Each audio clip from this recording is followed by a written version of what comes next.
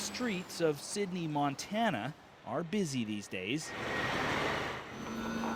So are the fields outside this small city on the western edge of the booming Bakken Formation. Many people here moved to this area during the last energy boom in the late 70s and early 80s. Well, now they're seeing some familiar signs. Like there's probably a couple hundred rigs in North Dakota. There's only like 8 or 10 here, but I heard they're going to be moving this way. And this area is already a hive of activity in anticipation of those rigs. It's a whole new world. You know, you used to drive down the street and recognize the car going down. Hey, there's Joe or Frank. You know, now it's just the streets can hardly handle the amount of traffic.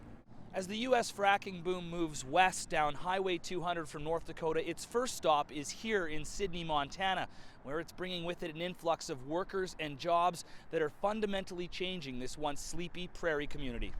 Labor shortages and skyrocketing living costs for those who come here to work are some of the major downsides of this boom. This local realtor sold this same house twice in recent years, but with very different price tags. 3 years ago, it sold for $18,000 or under $18,000. Just within the last 90 days, it sold for just a little over $90,000.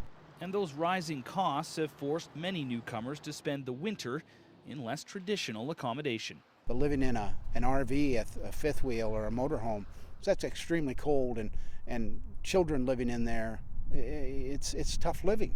Back near the wells outside Sydney, Gary Pfeiffer has some advice for anyone going through their first energy boom.